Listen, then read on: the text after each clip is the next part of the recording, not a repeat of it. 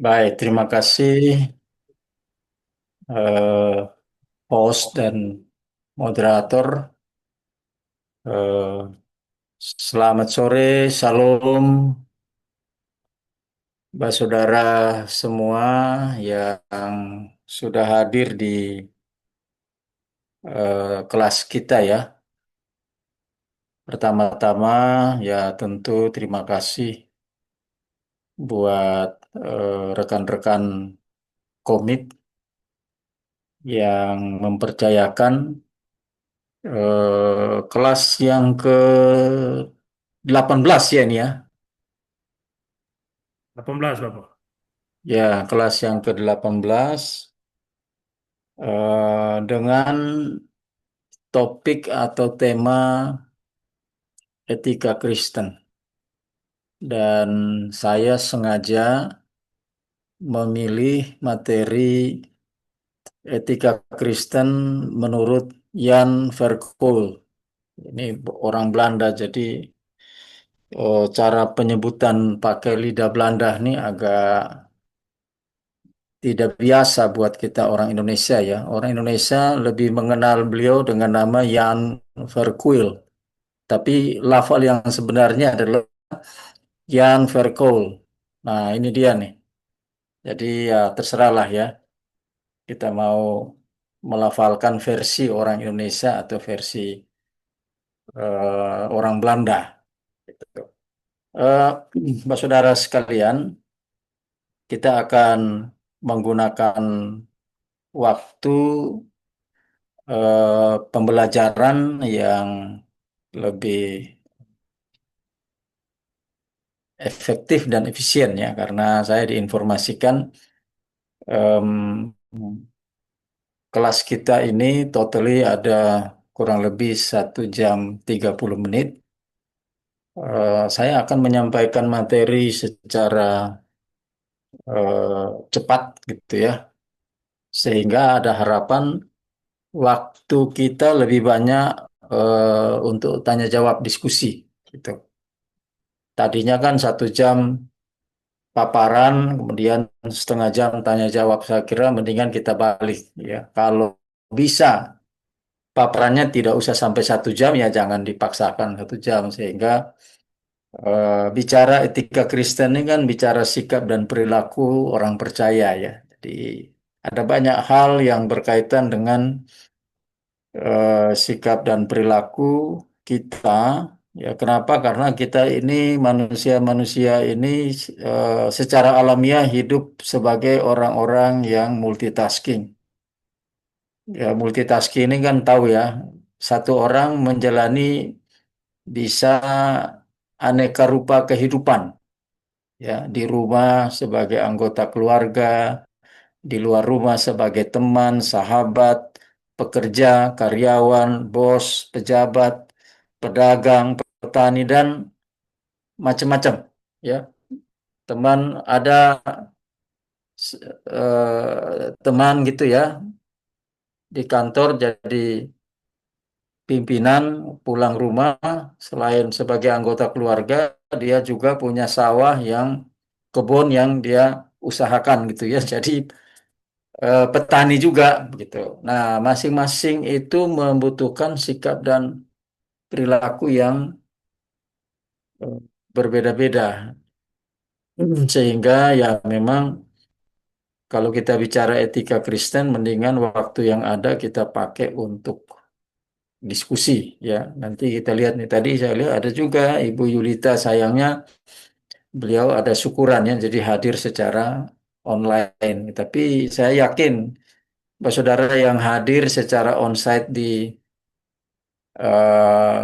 rumah di tingkat 1 di markasnya Komit ini pasti juga berangkat dari latar belakang yang berbeda-beda ya, dan masing-masing menjalani kehidupan eh, di berbagai bidang. Dan ya tentu ini menarik kalau kita memotretnya dari perspektif iman Kristen. Nah, izin ya, beta share screen untuk menampilkan materi dan nanti kalau sudah share screen, mohon izin untuk beta akan matikan apa ya istilahnya, matikan video untuk mengantisipasi risiko gangguan koneksi.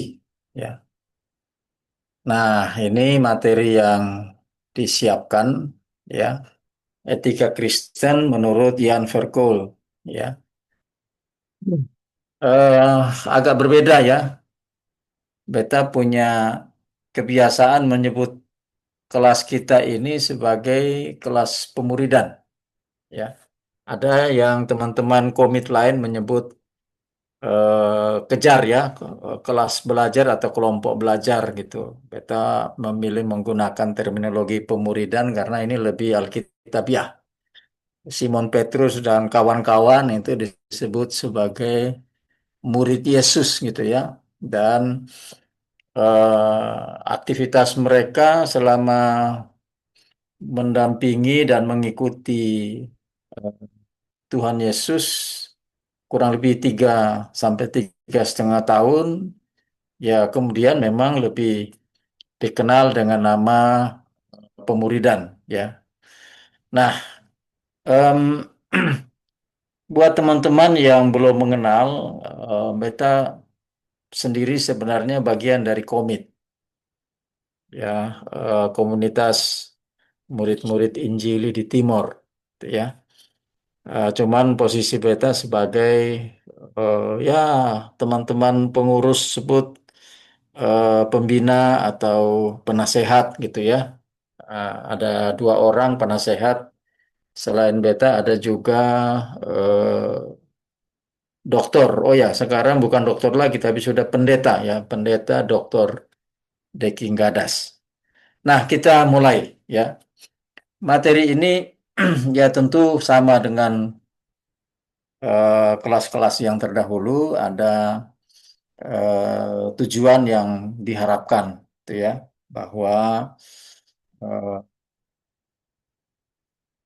dalam mengikuti kelas ini tentu setidaknya ya ada 2 tujuan ya, dan tentu kita akan membahas materi-materi dari perspektif etika Kristen menurut Jan Verkool ya.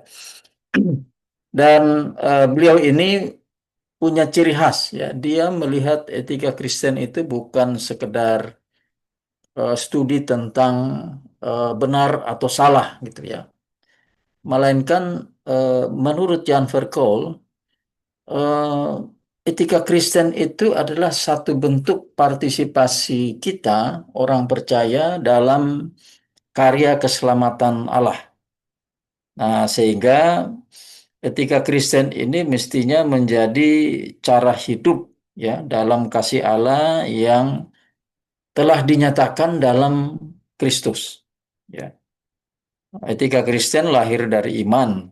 Ya, jadi bukan sekedar hukum moral sebagaimana yang umumnya kita kenal, tuh ya. Dan etika Kristen ini fokusnya pada perubahan hati.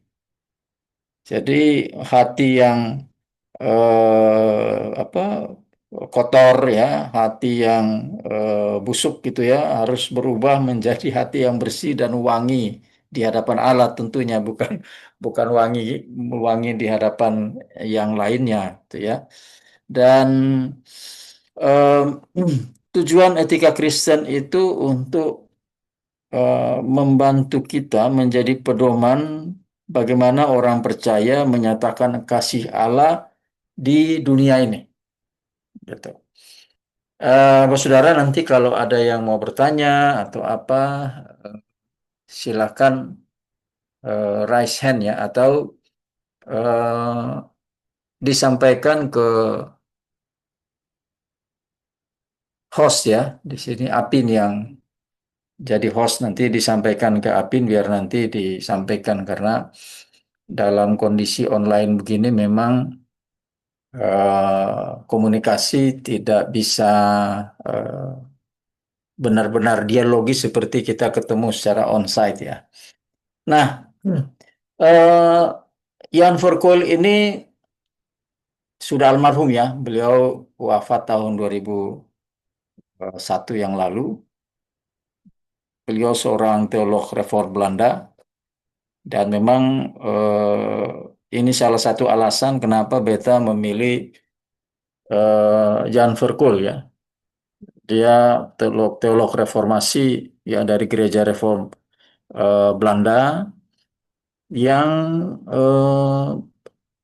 mengembangkan etika dalam kerangka misiologi. Jadi etika itu harus bisa diekspresikan dalam bentuk misi, ya misi orang percaya di tengah-tengah dunia ini. Gitu.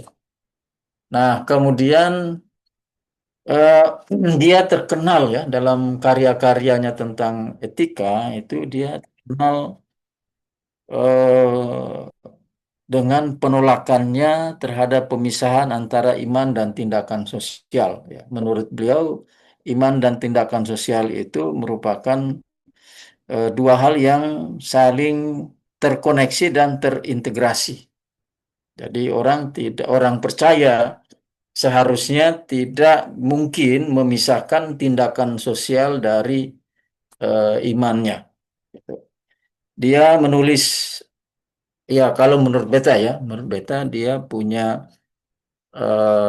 karya-karya yang sangat populer ya. Di Etika Kristen itu dia bahkan nulis sampai 3 jilid gitu ya, 3 jilid besar. Baik itu eh, jilid yang pertama bagian umum, kemudian jilid yang kedua etika seksual dan yang ketiga itu etika sosial ekonomis. Ya. Dia juga menulis tentang etika kebudayaan, bahkan ada karyanya yang ketiga yang juga terkenal itu Contemporary Missiology. Dan dia selama hidupnya sangat memberi perhatian terhadap 3 hal ini ya, iman, misi, dan tanggung jawab sosial gitu. Jadi eh, ini beberapa informasi profil singkat mengenai Jan Verkuil tentang yang karya-karyanya menjadi rujukan dalam mengembangkan materi pelajaran kita untuk sore hari ini. Gitu ya. Dan Verkuil juga punya pandangan yang populer ya. Dia mengatakan gereja itu dipanggil tidak hanya berbicara tentang kebenaran, ya, tetapi juga hidup di dalamnya. Sehingga bagi dia etika itu merupakan misi dari setiap orang percaya dalam menjalani kehidupannya masing-masing. Ya, misi ini bisa kita pandang, kita maknai sebagai tugas mulia atau tugas luhur, bisa juga eh, bermakna reasons for being ya, alasan mengapa orang Kristen itu harus hidup di atau harus ada di dunia ini. Nah, sebagaimana umumnya ya, kita mau berbicara tentang sesuatu harus dimulai dengan kejelasan definisi. Ya, seringkali terjadi perdebatan bahkan pertengkaran yang tidak habis-habisnya hanya karena persoalan definisi. Ya, orang saya atau saudara bicara etika Kristen, beta juga bicara etika Kristen. Tapi ini bisa menjadi persoalan sumber pertengkaran, perdebatan yang tiada habis ketika beta bicara etika Kristen dalam arti A, sedangkan saudara bicara etika Kristen dalam arti yang lain. Nah, bayangkan ya, dua pihak bicara hal yang sama tetapi dengan makna dan definisi yang berbeda. Kacau balau. Ya, nah karena itu memang alangkah baiknya kita membiasakan untuk mau bicara apapun, sok kita penyamaan persepsi dulu. Kebetulan beta yang jadi pembicara, narasumber, maka beta yang berinisiatif untuk mengajukan definisi tentang etika Kristen, sehingga definisi ini bisa mendasari pemahaman-pemahaman lanjutan di slide-slide berikut ketika beta berbicara tentang etika Kristen. Ya, Bapak Saudara yang mungkin yang mungkin saat ini punya definisi yang lain, mohon kesediaannya untuk eh, sejenak ya, sejenak meninggalkan definisinya, kemudian mari kita sama-sama menggunakan definisi yang beta pakai di dalam materi ini agar supaya tidak terjadi mispersepsi, ya tidak terjadi salah kaprah, salah paham yang ujung-ujungnya nanti bisa menimbulkan perdebatan bahkan pertengkaran yang tidak habisnya. Nah, dalam definisi ini etika Kristen itu adalah refleksi tentang bagaimana orang percaya menanggapi kasih Allah. Ya, Forkul menegaskan di dalam bukunya bahwa em, dasar etika dalam hal ini etika Kristen ya, dasar etika Kristen itu bukan apa ya, eh, bukan rasional manusia ya, rasionalitas manusia. Jadi basis atau sumber etika Kristen itu adalah penyataan Allah. Nah, Bapak Saudara, kita berharap bisa sudah paham dan bisa membedakan ya antara penyataan dan pernyataan. Ya, kalau penyataan merujuk kepada Pewahyuan. nah, betul sekali. Ini Adi Solisu tiba-tiba muncul nih. Shalom, Halo, shalom halo, Adi Pendeta. Terima kasih semua ikut join di sini nih. sama-sama Om.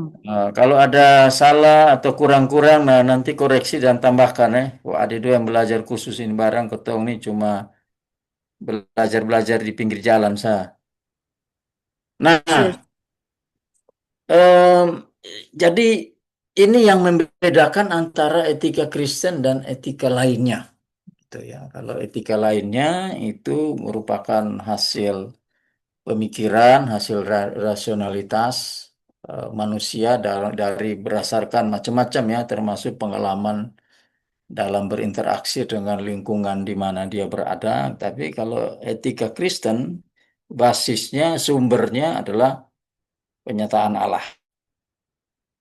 Artinya apa? Artinya di dalam konteks etika Kristen ini, Allah lebih dahulu mengasihi manusia. Ya,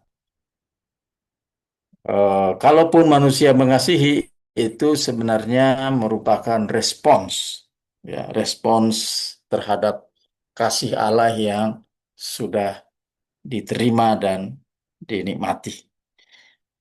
Dan karena itu ada satu istilah yang mungkin bisa jadi pegangan kita mengenai etika Kristen, bahwa etika Kristen itu dia bersifat teonom, bukan otonom. Nah, ini istilah yang spesifik dipakai oleh Verkol ya. Teonom ini artinya berasal dari Allah. Ya, dibedakan dengan otonom. Otonom ini bersumber atau berasal dari pemikiran, rasionalitas atau kehendak manusia. Ya. Nah, inilah yang menggarisbawahi mengapa di awal tadi Beta sampaikan bahwa kalau menurut Verkul, dia termasuk orang yang menolak ya pemisahan antara iman dengan tindakan sosial manusia, terutama dalam hal ini orang percaya. Bagi dia, setiap tindakan moral sejati itu harus mengalir dari relasi iman, sehingga antara etika dan iman itu tidak mungkin ya, tidak mungkin dipisahkan. Nah, saudara, ini beberapa hal berkaitan dengan pengantar dari materi. Kita akan pindah ke bagian berikut, yaitu berkaitan dengan fondasi teologis dari etika Kristen. Ya, yang pertama ya tentu saja dasar biblis. Ya, tidak ada dasar lain ya. Ya, secara eh, biblis etika Kristen itu bersumber dari firman Tuhan. Ya, jadi firman Tuhan itu merupakan sumber dan norma tertinggi dari moralitas Kristen. Ya, artinya kasih kepada Allah dan sesama itu menjadi prinsip utama di dalam etika Kristen. Ya, di hukum kasih yang ada di kitab Injil Matius itu adalah prinsip utama. Gitu ya. Nah, kemudian ya dengan demikian saya kira sudah jelas ya bahwa kalau kita bicara etika Kristen, etika Kristen itu bukanlah aturan-aturan moral atau petunjuk-petunjuk moral yang disusun berdasarkan adat istiadat tradisi atau pemikiran manusia atau pengembangan sains bukan ya, tetapi etika Kristen adalah ketaatan terhadap firman yang hidup ya, dan bersifat dinamis ya, tidak statis dalam arti aturan tertulis belaka, tetapi dinamis dalam pimpinan Roh Kudus dan berfokus pada eh, transformasi mulai dari dalam hati yang kemudian keluar dalam bentuk sikap dan perilaku hidup sehari-hari. Nah, itu yang pertama dasar biblis, kemudian dasar yang kedua ya Kristus. Kristus itu menjadi suri toladan ya. Kenapa? Karena bagi kita ya, Kristus adalah wujud sempurna ya dari kasih, keadilan dan ketaatan, sehingga eh, orang Kristen yang hidup dengan benar berdasarkan prinsip-prinsip etika Kristen itu seharusnya dia hidup dengan meneladani atau dengan berpatokan pada teladan yang sempurna. Nah, sehingga orang Kristen yang hidup dengan benar menurut etika Kristen itu berarti orang Kristen yang hidup dalam jejak atau mengikuti footprint ya, footprint jejak Kristus ya, menjalani apa yang dilakukan dan dijalani oleh Yesus gitu ya. Sehingga bagi kita ya orang Kristen atau orang percaya, Yesus itu bukan hanya guru moral, tapi dia juga sumber kekuatan moral. Ada juga yang menyebutnya sebagai etika salib. Ya, etika salib ini artinya satu eh, sikap hati dan perilaku yang bercirikan kemampuan mengasihi walaupun dalam penderitaan.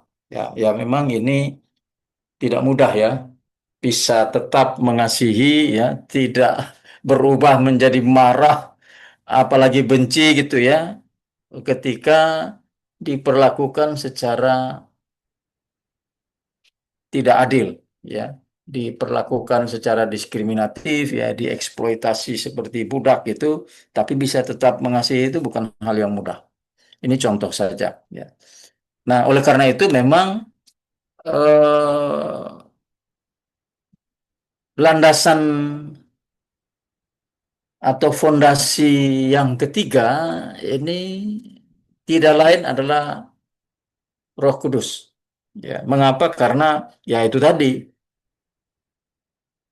dalam melaksanakan atau hidup menurut etika Kristen itu demikian beratnya ya, mengikuti jejak Yesus ini hidup dengan mengikuti jejak Yesus ini memang ya mungkin lebih tepat kita sebut mustahil ya. Kalau dilakukan dengan mengandalkan kekuatan sendiri. Nah, karena itu Roh Kudus ya diperlukan ya Roh Kudus memiliki peran sentral untuk membimbing hati nurani dan menumbuhkan buah-buah roh.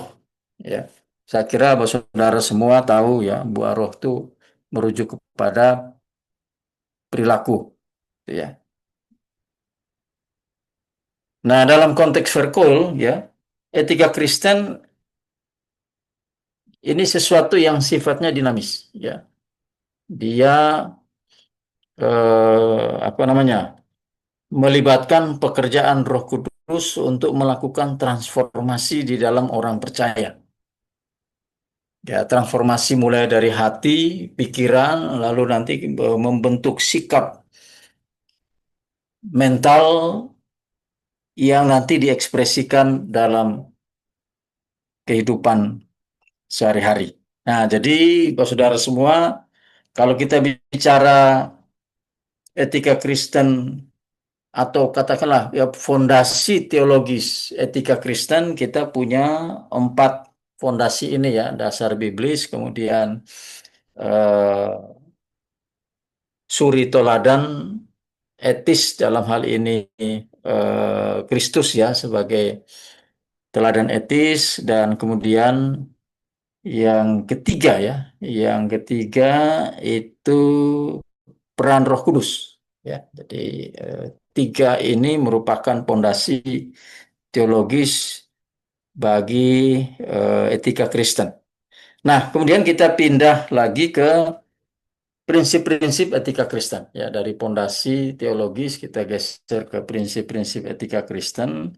Prinsip-prinsip ini, Bapak Saudara bisa memaknainya sebagai persyaratan persyaratan dasar. Ya, jadi kalau mau mengatakan kita sudah hidup sesuai dengan etika Kristen, apa persyaratan yang harus dipenuhi? Ya, kalau mau, sorry, kalau mau ya, bukan kalau sudah, tapi kalau mau hidup berdasarkan etika Kristen, apa persyaratan, apa prinsip-prinsip yang harus dipegang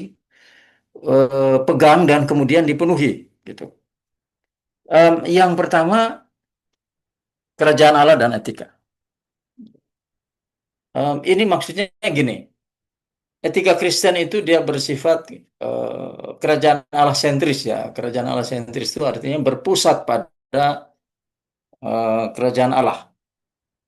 Artinya apa? Artinya dalam konteks etika Kristen, setiap tindakan moral itu merupakan partisipasi kita dalam mewujudkan nilai-nilai kerajaan Allah, ya, kasih, keadilan, perdamaian, gitu. Sehingga bagi kita hidup dengan berpegang atau hidup dengan mengekspresikan etika Kristen itu tidak sekedar tentang apa yang kita kehidupan yang kita jalani saat ini ya di masa ini, tetapi secara jangka panjang ini menuju kepada pemulihan ciptaan.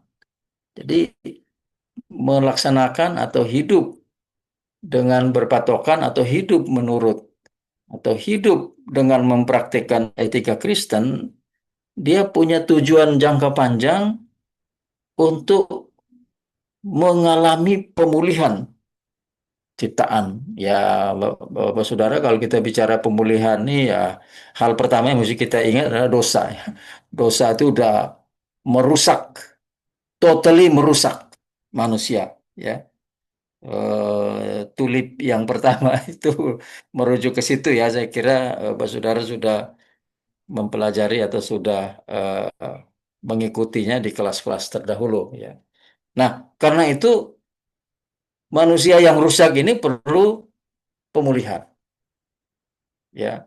Dan menurut menurut Jan Verkool ini, ya, dalam pelajaran karya-karyanya tentang etika, dia mengatakan bahwa melakukan atau hidup menurut etika Kristen itu salah satu jalan untuk menuju pemulihan ciptaan. Yang rusak ini bukan tidak mungkin untuk dipulihkan, ya, tetapi tinggal bagaimana sekarang jalan menuju kepada pemulihan tadi, gitu. Nah, ini prinsip yang pertama, ya, adalah bahwa etika Kristen itu bukan hanya soal bagaimana kita hidup saat ini, tetapi secara jangka panjang, ya, ke depan itu tentang pemulihan ciptaan dari anggota-anggota kerajaan Allah. Ya, dan karena itu, ya, melaksanakan etika Kristen itu merupakan partisipasi aktif kita dalam mewujudkan nilai-nilai kerajaan Allah, ya, seperti kasih, keadilan, dan perdamaian tadi. Nah, prinsip yang kedua adalah kita melaksanakan etika Kristen karena manusia adalah ciptaan yang dibuat menurut gambar Allah. Jadi setiap manusia itu bernilai, ya, karena diciptakan menurut gambar Allah.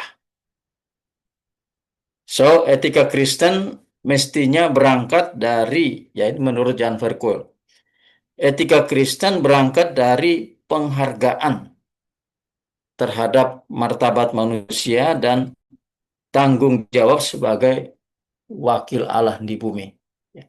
Saya kira, saudara, kita perlu menggarisbawahi kata penghargaan ini. Kenapa? Karena dalam banyak hal, termasuk dalam kehidupan bergereja, kita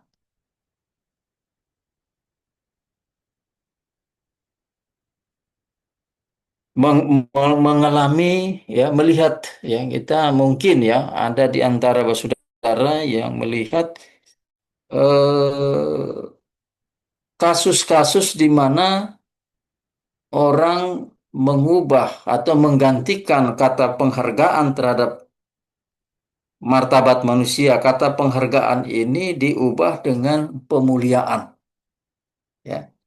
Dan, ya, terutama mereka-mereka yang menjadi penganut humanisme, ya, itu di dalam humanisme itu bukan lagi menghargai martabat manusia, tetapi sudah menjurus kepada mempermuliakan, ya, memuliakan martabat manusia, ya, ya, padahal harusnya kan tidak demikian, ya.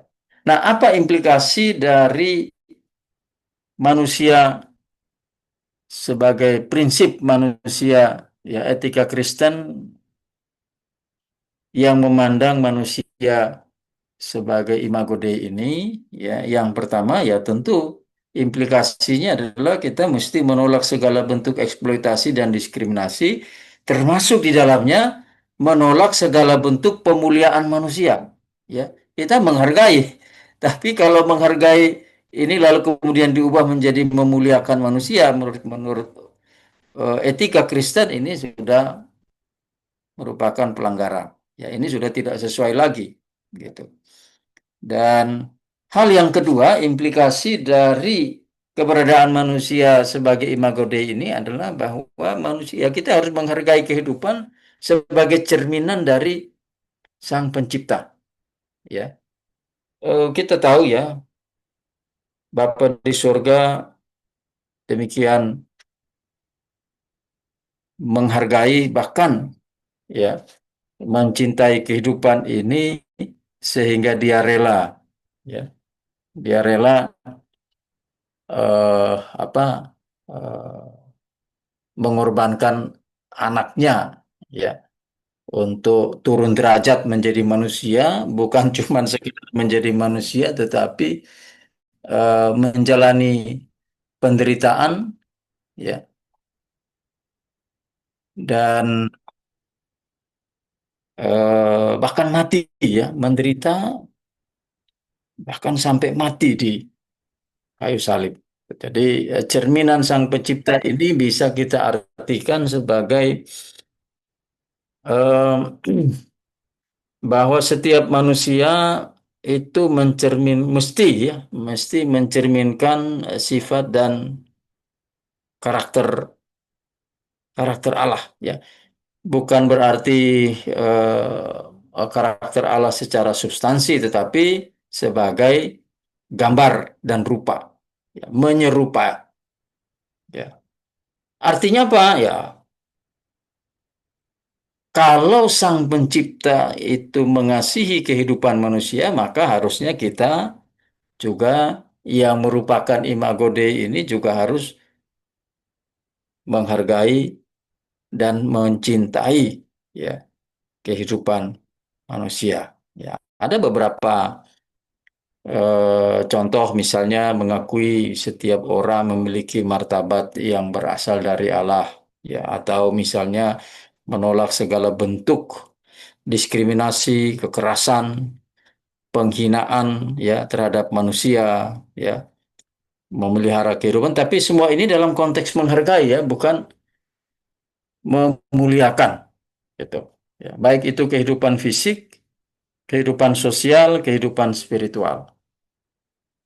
Praktek-praktek yang eh, diskriminatif, ya, dengan berbagai alasan, ya. Kita lihat banyak saudara kita, ya, yang eh, apa namanya, ya, ia mengalami diskriminasi di dalam kehidupan, ya, karena berbagai alasan, gitu. Nah, ini contoh-contoh atau kasus-kasus kehidupan yang tidak memenuhi atau tidak sesuai dengan prinsip-prinsip dasar etika Kristen, ya, atau tidak mencerminkan manusia sebagai imago Dei, ya, sebagai eh, ciptaan yang dibuat menurut gambar dan rupa rupa Allah. Nah, kemudian yang ketiga,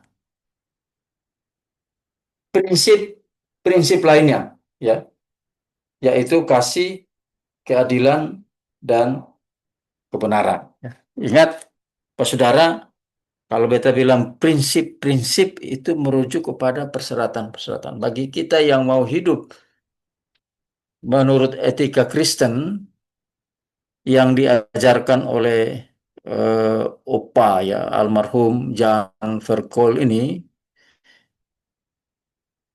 prinsip-prinsip itu merujuk kepada persyaratan dasar. Nah, ini selain yang sudah didahulu, ya, yang sudah slide di depan, ya, kerajaan Allah, imago Dei, kemudian kasih, keadilan, dan kebenaran. Bahkan saya kira kita sama-sama tahu, ya, kasih itu merupakan inti dari etika Kristen. Ya. Namun jangan salah, ya, kasih sebagai inti dari etika Kristen ini juga ada parameter ukurnya, gitu. Ya. Kalau dibilang mengasihi, ukurannya apa? Nah, ini dua ukuran yang utama adalah keadilan dan kebenaran. Ya, jadi kasih tanpa keadilan dan kebenaran itu hanya sekedar sentimen subjektivitas, ya. Karena Apin ponakan saya, maka saya mengasihi dia, lah. Itu sih bukan mengasihi sebenarnya, ya. Itu hanya sekedar sentimen subjektivitas karena hubungan antara bapak dengan anak, gitu, ya. Tapi kalau dibalik juga sama, ya, keadilan dan kebenaran tanpa kasih itu hanyalah sekedar tindakan kekerasan. Ya, kita lihat banyak kasus di sekitar kita, ya, bagaimana eh, orang merasa berhak atau berwenang untuk melakukan tindakan dan tutur kata yang dia yakini benar, gitu, ya. Ada orang yang bahkan berhitung satu tambah satu sama dengan dua saja tidak tahu. Karena tidak tahu, ya berhitung, lalu kemudian ada yang meyakini bahwa ya berarti orang ini goblok, orang ini dungu, ya idiot. Kalau dibilang, oh jangan kasar, bukan kasar. Saya kan benar. Memang dasar, memang dia itu bodoh. Coba suruh dia satu tambah satu, pasti nggak tahu. Pasti tidak tahu. Jadi wajar dong kalau saya bilang dia idiot. Wajar kalau saya bilang dia bodoh. Kan benar, memang dia orangnya bodoh. Itu contoh ya kebenaran yang diwujudkan tanpa kasih.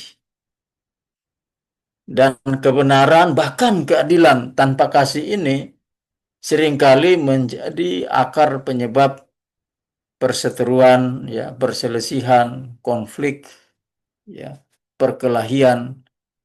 Paling tidak kalau di media sosial itu perdebatan dan pertengkaran yang tidak habis-habisnya. Ya. Nah, jadi Pak Saudara ingat, ya, kasih, keadilan, dan kebenaran ini tiga hal yang saling terkait. Ya, jadi termasuk contoh contoh tadi yang sederhana ya. Banyak orang merasa asal dia mengungkapkan hal yang benar, maka cara apapun silahkan, cara apapun bisa ditempuh selama apa yang dilakukan itu diyakini benar ya. Nah, itu contoh ya kebenaran tanpa kasih, ya keadilan tanpa kasih, atau sebaliknya kasih tanpa keadilan dan kebenaran juga ya tadi yang beta sebutkan ya itu sama dengan sentimen subjektif ya. Nah, kemudian kita geser sedikit ya, kalau tadi itu tiga slide sebelumnya tentang prinsip-prinsip atau persyaratan-persyaratan yang harus dipegang kalau ingin eh, mempraktekkan etika Kristen, maka sekarang kita bicara ke tataran praksis, ya. Bagaimana etika dalam konteks kehidupan sehari-hari. Wah, ini ada banyak ya. Ya di awal tadi kita sampaikan ya kalau kita bicara etika Kristen nih ada aneka rupa ya. Karena ya pada dasarnya kehidupan kita sebagai orang percaya ini multitasking. Kita harus hidup menurut apa kepentingan kita sendiri, tapi juga harus memperhatikan kepentingan yang lainnya. Belum lagi bicara dari latar belakang bidang pekerjaan, ya profesi dan sebagainya. Itu semua ada etika, ya, dan kita memegang melakukan itu semua dalam konteks mempraktikkan etika Kristen. Ini salah satu contohnya, ya ini etika pribadi, ya. Jadi setiap orang harus punya etika pribadi. Itu kenapa? Karena ya etika pribadi ini awal dari semuanya, awal dari kehidupan beretika kita di berbagai bidang, pekerjaan, profesi dan sebagainya. Nah, kemudian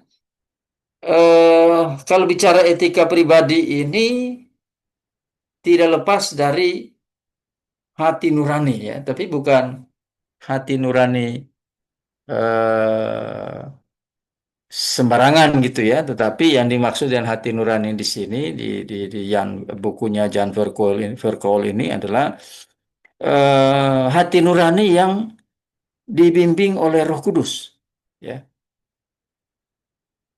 Nah, di sini Bos Saudara kita mesti bisa bedakan ya, karena kalau bicara dari kalau ngomong suara hati ini ada kasus di Alkitab seperti kasus Yudas gitu ya. Dia juga mendengarkan suara hati, tapi suara hati yang dia dengarkan itu adalah bisikan iblis.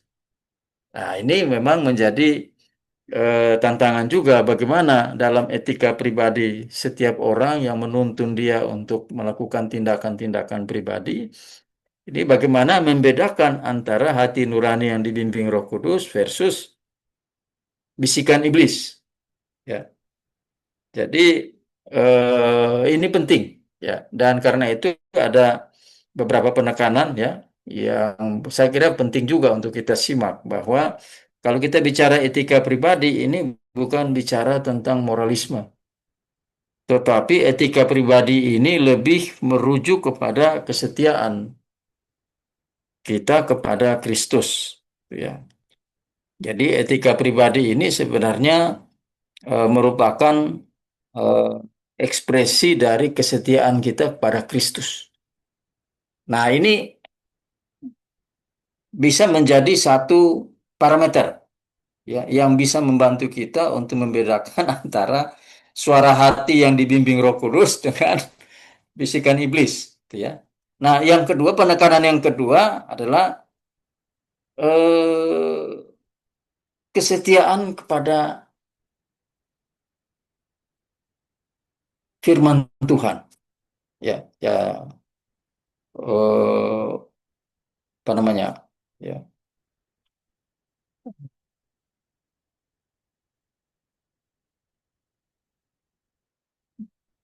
ketaatan dalam berbagai macam aspek ya, ketaatan dalam berbagai macam aspek ini em,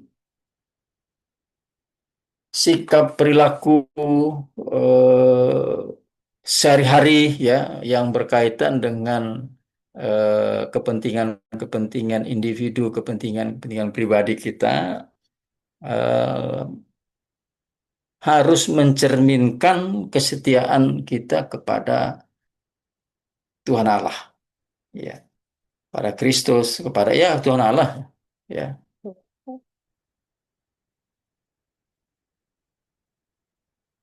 Nah, sehingga dengan demikian kita bisa memakainya atau bisa menggunakannya sebagai parameter untuk membedakan antara hati nurani atau suara hati yang dibimbing oleh Roh Kudus versus bisikan iblis. Ini etika pribadi. Ya. Kemudian yang berikutnya, ya kalau sudah diri sendiri, yang berikutnya ya tentu berkaitan dengan interaksi kita dengan sesama ya, gitu.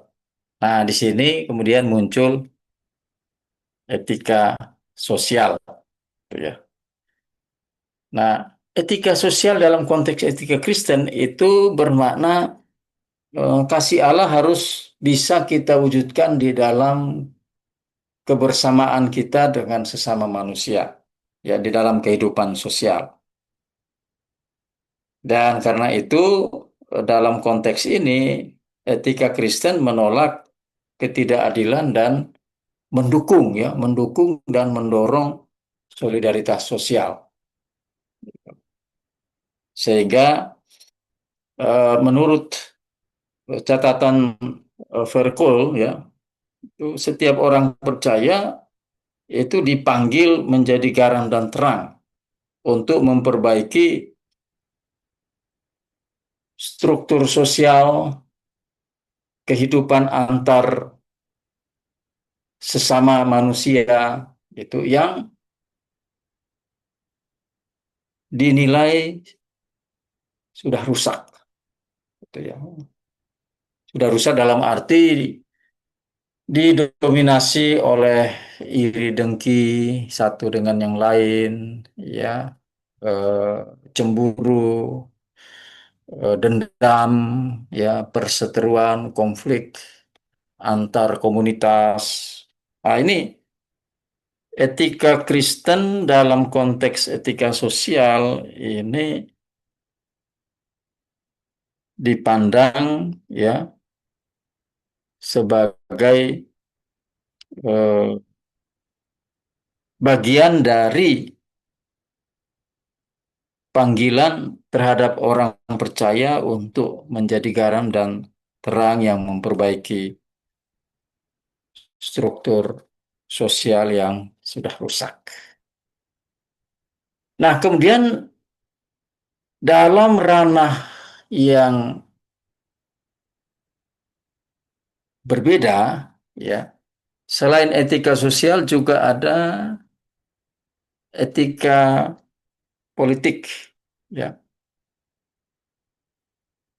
Etika Kristen dalam konteks ini memandang keterlibatan orang percaya dalam dunia politik merupakan bagian dari panggilan etis Kristen. Pemerintah, ya, dan lembaga-lembaga politik, lembaga negara yang ada adalah sarana Allah untuk menegakkan keadilan. Ya, jadi itu bukan bukan alat kekuasaan sebagaimana pandangan sekuler, ya, atau pandangan dunia, gitu ya. Dalam konteks etika Kristen, pemerintahan pemerintahan dan lembaga-lembaga negara, lembaga-lembaga politik yang ada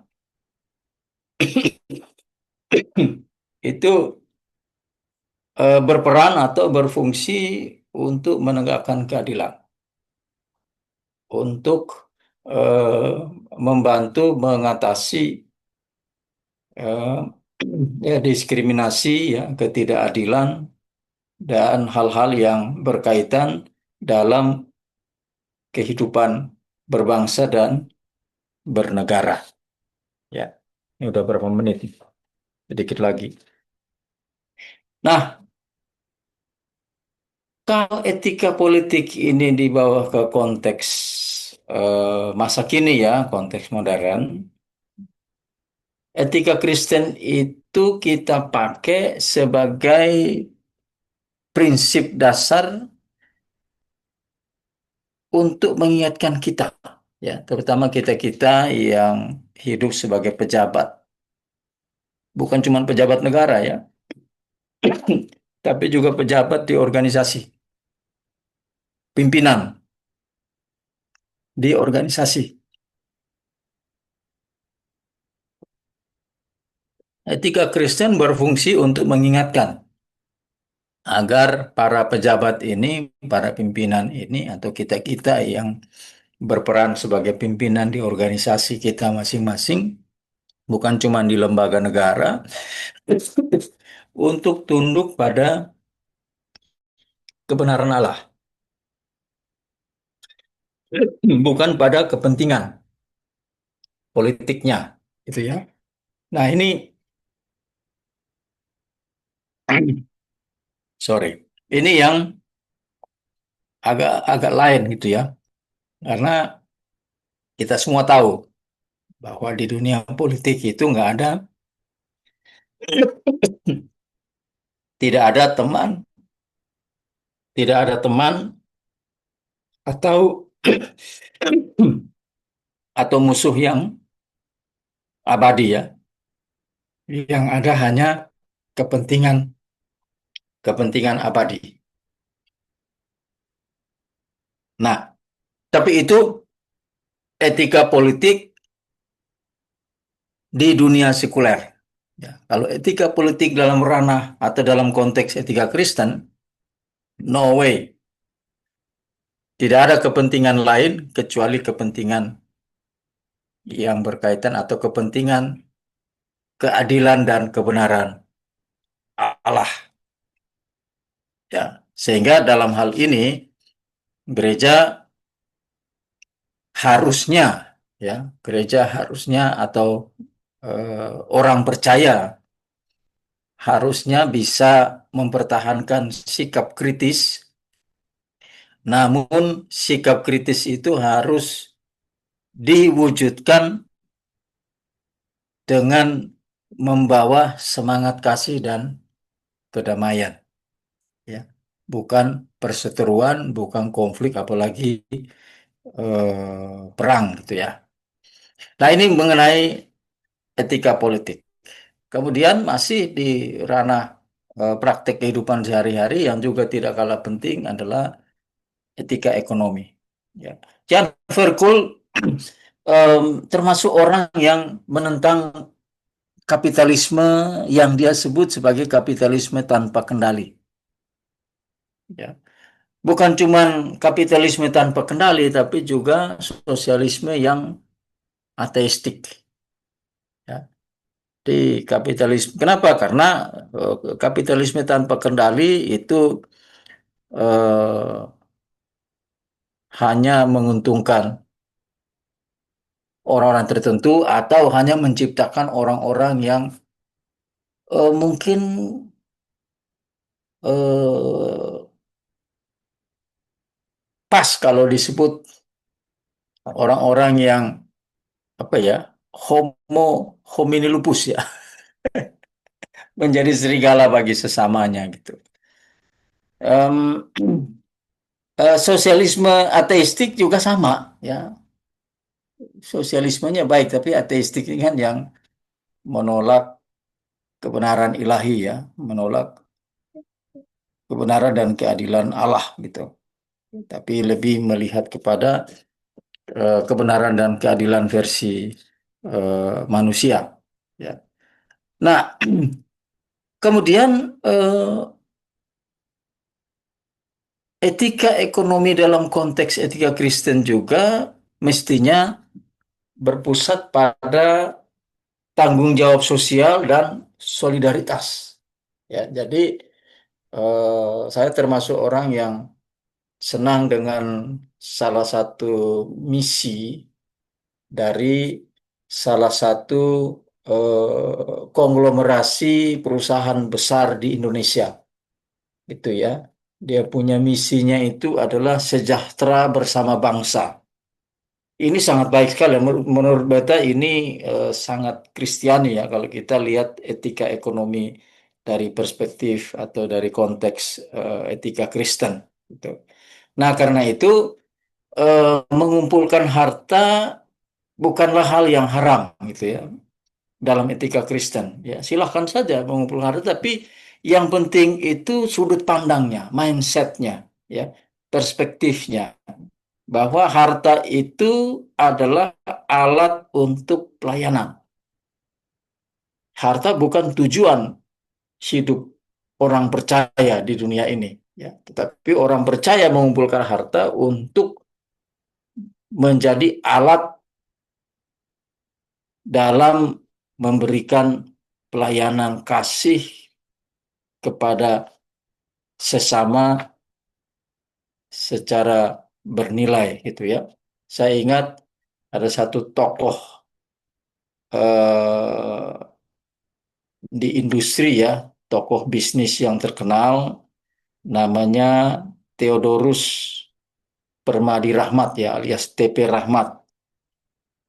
Beliau mengatakan bahwa kalau kita mau memberikan pelayanan yang berkualitas, tidak mungkin itu bisa dilakukan kalau tidak punya banyak uang gitu.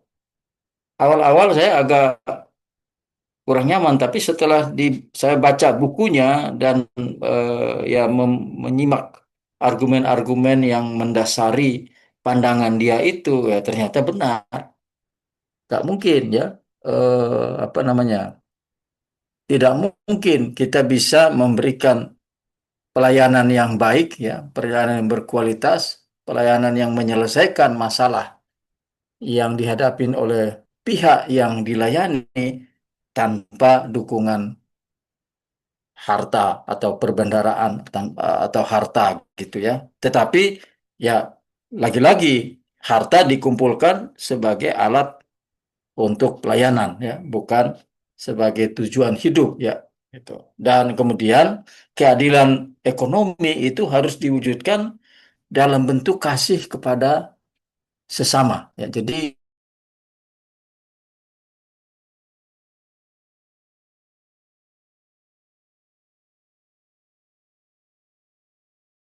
cara pemahaman mengenai etika ekonomi di dalam konteks etika Kristen menurut Jan Verkuyl di dalam kehidupan sehari-hari. Berikutnya lagi tentang etika lingkungan, gitu ya.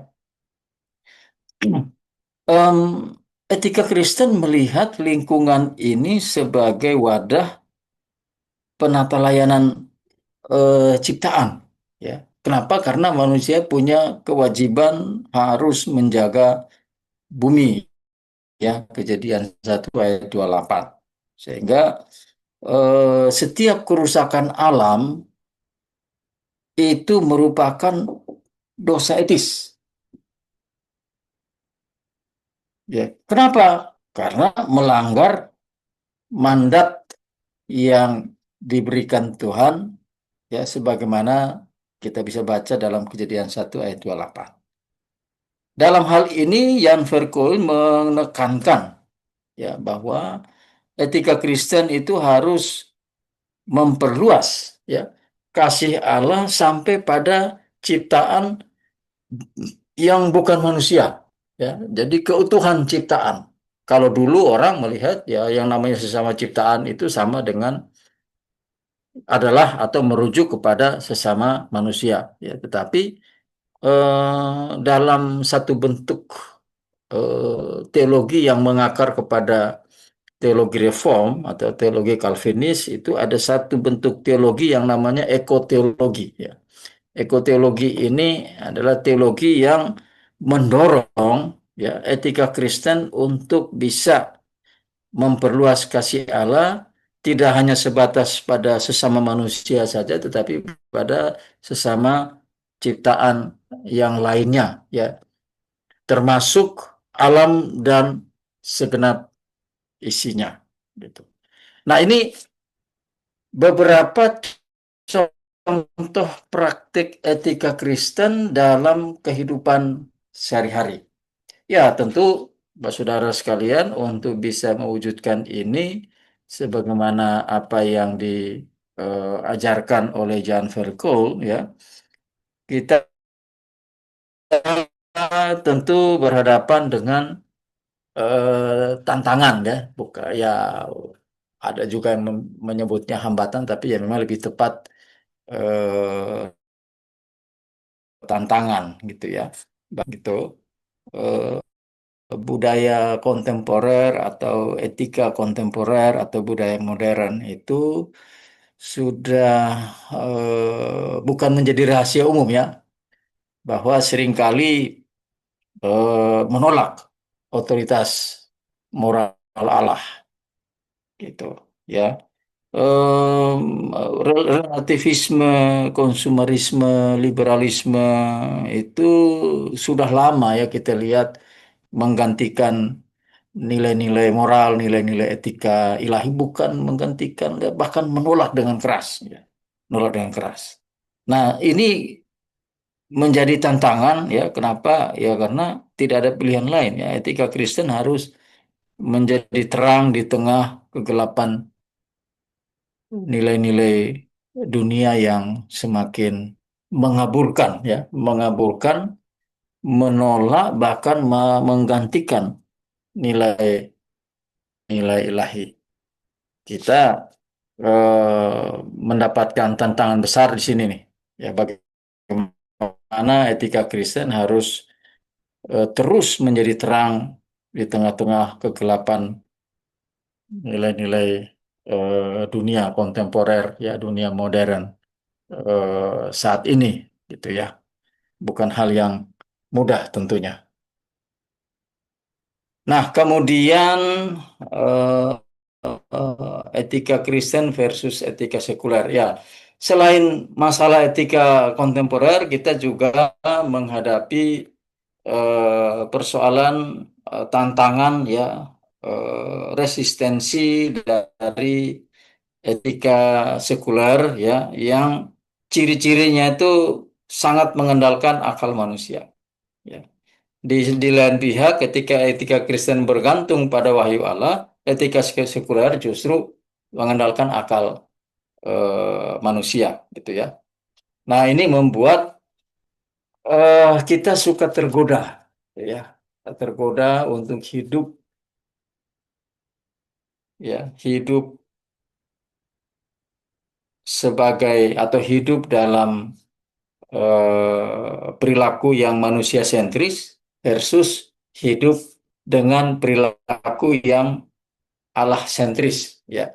Ya, kalau ikut yang seharusnya ya sebagai orang percaya tentu kita hidup dengan perilaku yang bersifat Allah sentris ya, bukan manusia sentris gitu.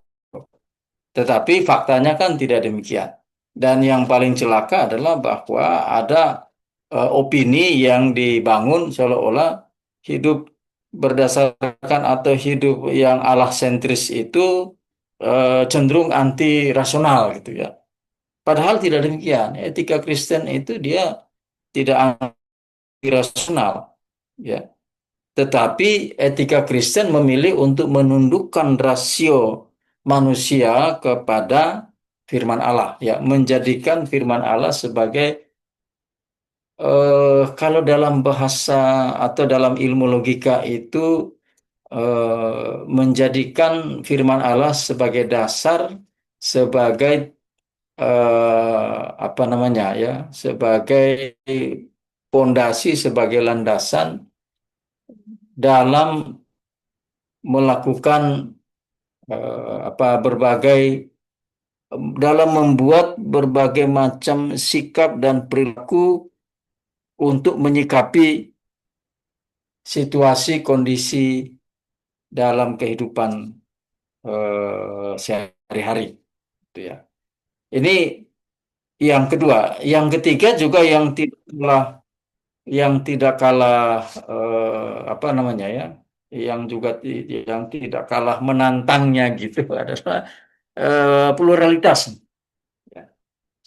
Keragaman dalam segala hal, ya. Jadi dalam masyarakat Majapahit itu etika Kristen eh, menghadapi tantangan bagaimana bisa berinteraksi, ya, berkomunikasi, berdialog dengan sesama yang berbeda tanpa kehilangan identitas iman. Ya, Eh, saya satu waktu pernah diutus oleh teman-teman diaspora Gemit, ya, untuk menghadiri sidang sinode. Saya lupa sidang sinode keberapa ya, yang dulu dilaksanakan di Naibonat. Di sidang sinode itulah dilakukan pembahasan kemudian ketok palu tata Gemit yang berlaku saat ini. Itu ada satu teman saya lupa pasal berapa di dalam tata Gemit yang dibahas waktu itu, yang secara eksplisit mengakui ya, ada keselamatan di luar Kristen, ya. Di agama-agama lain itu juga mereka juga mengajarkan keselamatan gitu, ya. Nah, ini sebenarnya landasan berpikirnya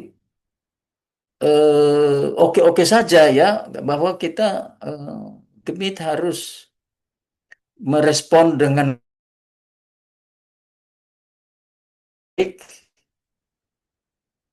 fakta yang tidak bisa, fakta alamiah yaitu pluralitas, ya, kemajemukan.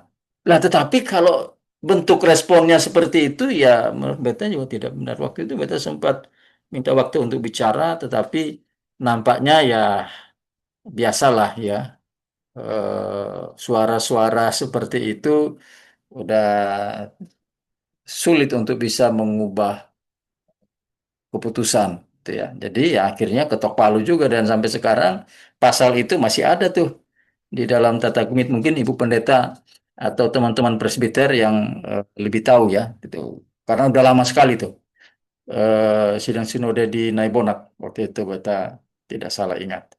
Nah, kemudian eh, kita masuk dalam implementasi praktis. Ini sudah di slide-slide terakhir ya. Etika Kristen dalam gereja. Sebenarnya gereja itu dalam konteks etika Kristen, gereja itu diposisikan sebagai komunitas etis, ya. Tempat di mana umat dididik untuk hidup kudus dan melayani dunia dengan berpegang pada prinsip-prinsip etika Kristen tadi. Nah, tetapi dengan adanya berbagai macam tantangan tadi, cita-cita ini atau pandangan ini tidak mudah untuk diwujudkan. Ya, yang ada terjadi malah bisa saja ya, malah terjadi gereja itu jadi tempat eh, bukan komunitas etis tapi malah justru sebaliknya gitu ya. Em, ya beta punya ini gambar yang saudara lihat ini beta punya tempat bergereja saat ini ya di GPIB, nama jemaatnya Jemaat Bukit Moria. Kalau kalian ke Jakarta lewat di lampu merah Pancoran gitu, apalagi lewat tol, apalagi kalau malam hari pasti lihat neon sign salib di puncak menara gereja ini. Itu Betapung gereja sekarang. Em, dulu beta pernah menjadi presbiter di gereja ini, ya bahkan sampai menjadi anggota, kalau di GPIB namanya PHMJ, ya pelaksana harian Majelis Jemaat. Kalau di Gemit mungkin lebih disingkat lagi jadi PH saja, gitu. Tapi lambat laun beta memilih kembali menjadi umat umat biasa karena itu, ya karena beta merasa kok lama-lama ya ini gereja bukan lagi komunitas etis gitu ya.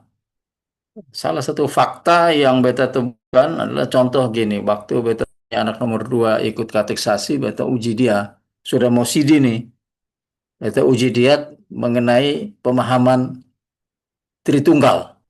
Ya. Pada saat sampai dia menjelaskan sampai ke analogi Tritunggal, eh yang dia sampaikan itu menurut beta bukan Tritunggal yang benar gitu ya, tetapi itu sudah lebih ke modalisme gitu ya. Sehingga wah beta tanya ini siapa yang ajar di kateksasi ini. Nah setelah dia jelaskan, aduh kacau dunia deh, itu ya bagaimana gereja ini bisa menjadi komunitas seharusnya merupakan komunitas etis untuk mendidik umat, malah justru eh, sebaliknya gitu ya.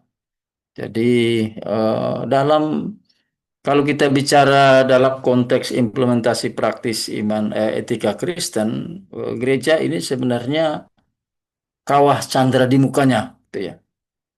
Jadi, dan bukan hanya mengajarkan etika, ya memang harus mengajarkan etika, tetapi bukan hanya mengajarkan, tapi harus disertai dengan contoh-contoh nyata, ya, bagi umat, gitu ya. Bagi umat agar si umat ini bisa mempraktikkannya dalam kehidupan bermasyarakat ya, dalam kehidupan sosialnya gitu. Ini di dalam gereja ya, bahwa secara etika Kristen gereja itu harus menjadi komunitas etis yang mendidik umat untuk hidup kudus dan melayani dunia gitu ya. Nah, kemudian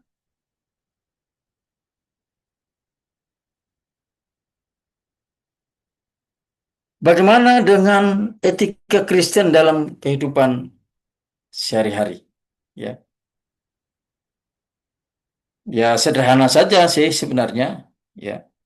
Etika Kristen nyata dalam keseharian itu ya lewat berbagai macam perilaku-perilaku etis ya, jujur ya, setia pada ajaran gitu ya, mengasihi, mengampuni gitu ya. Misalnya kalau di kantor bekerja dengan integritas ya, integritas itu bekerja atau bertindak dengan integritas itu artinya apa? Artinya mampu memenuhi semua kewajiban-kewajiban kepatuhan yang melekat. Tidak boleh ada satupun kewajiban kepatuhan yang tidak bisa dipenuhi. Itu yang namanya bertindak dengan integritas. Ya, kepatuhan di sini tidak hanya merujuk kepada ketentuan hukum dan regulasi, tetapi juga komitmen dan perjanjian yang kita ikat di tempat kerja. Ya, setiap pekerja mau PNS ke, ya mau ASN ke, atau pekerja non ASN itu sama saja. Ketika mulai pertama bekerja itu ada tanda tangan surat perjanjian.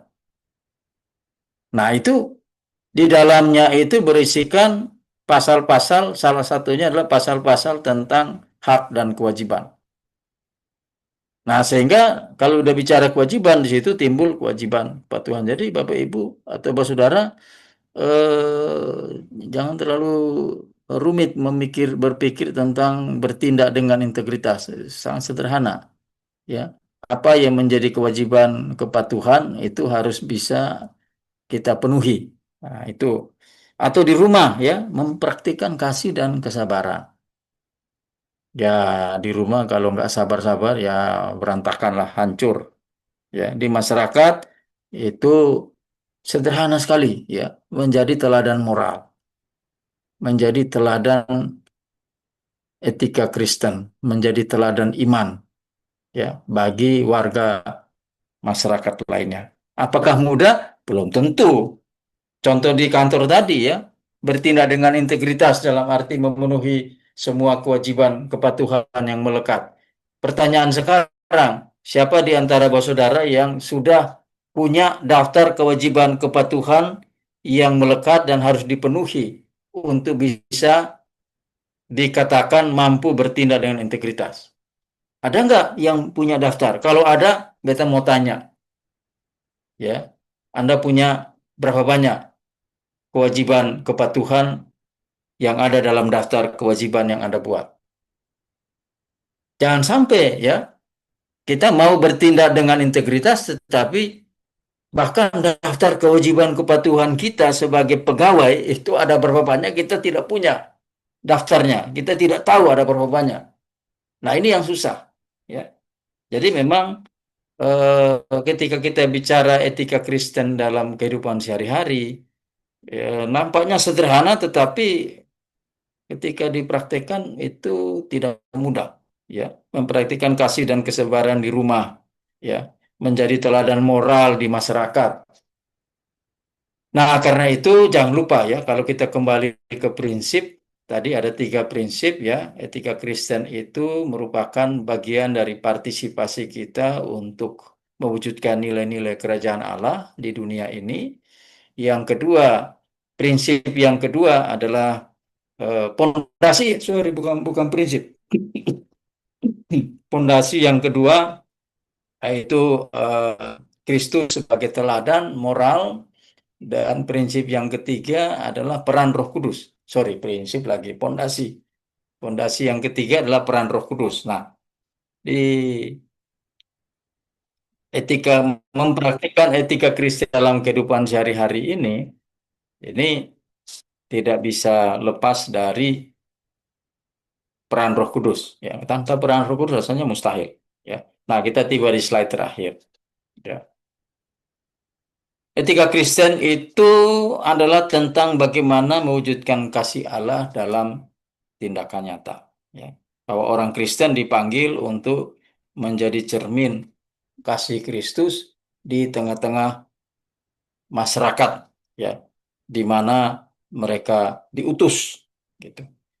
Nah, sehingga sebagai penutup, ya, Saudara, mari kita renungkan, ya, pertanyaan reflektif ini. Ya, apakah hidup kita sudah mencerminkan kasih Allah di tengah-tengah dunia, di tengah-tengah lingkungan di mana kita diutus dan berkarya?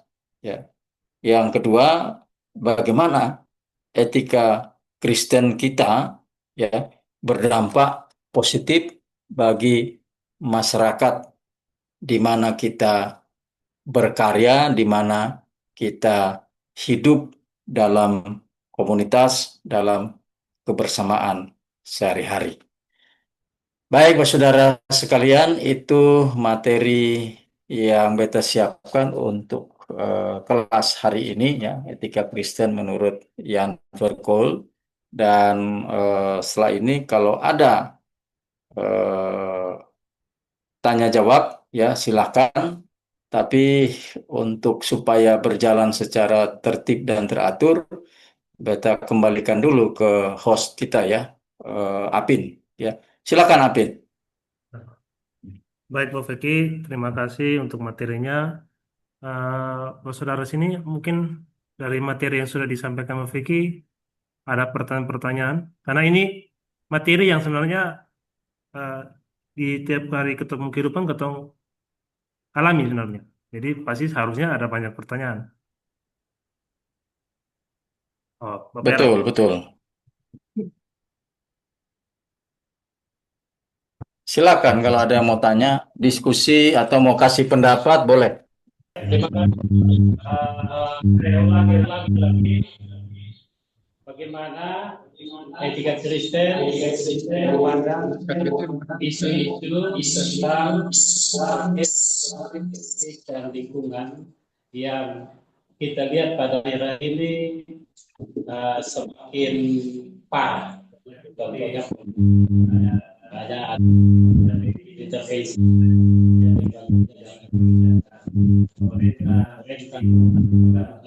itu dengan kebijakan pemerintah. Jadi bagaimana dari sisi etika Kristen? Yang pertama, yang kedua, bagaimana etika Kristen memandang tentang aborsi, kemudian tentang LGBT dari sisi etika Kristen memandang dua hal itu perannya apa saja bagaimana. Jadi yang ketiga, bahwa kita bisa lihat bahwa terjadi pelanggaran-pelanggaran hak asasi manusia. Contohnya kekerasan dalam rumah tangga dan lain sebagainya. Bagaimana etika Kristen melihat atau memandang isu tersebut?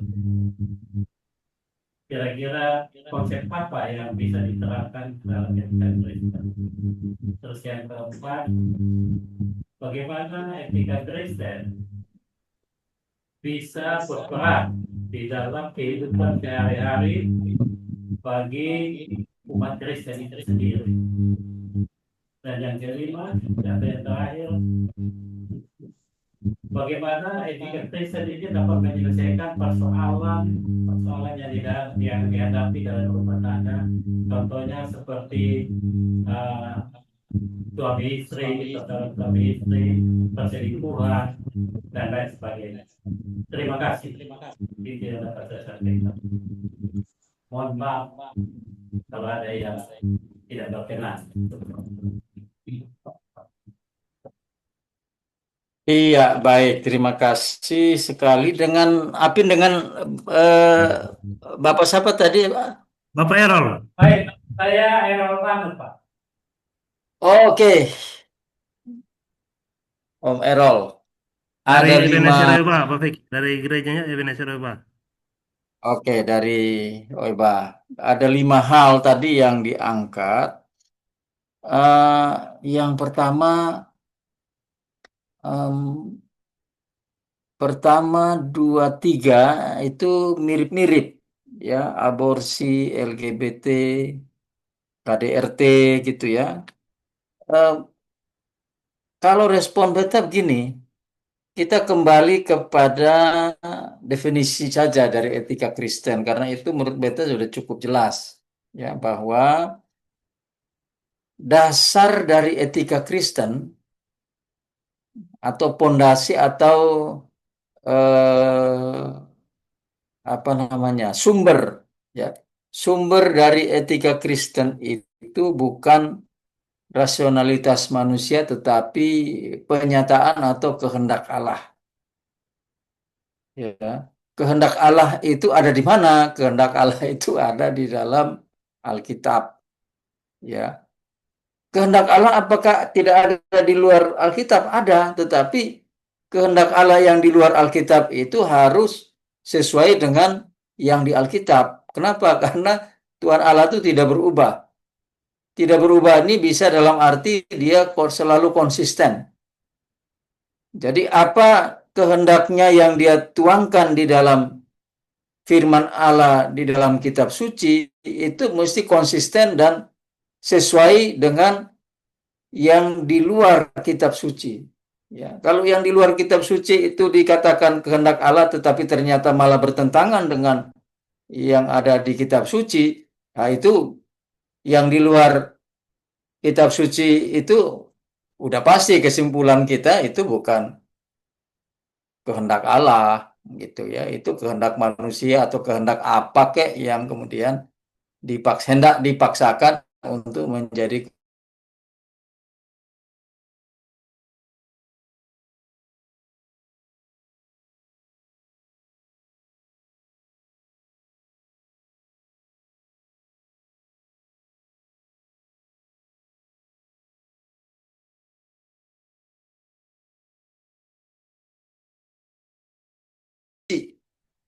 gitu.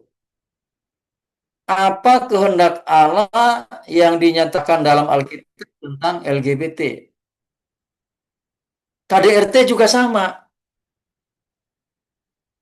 ya. Jadi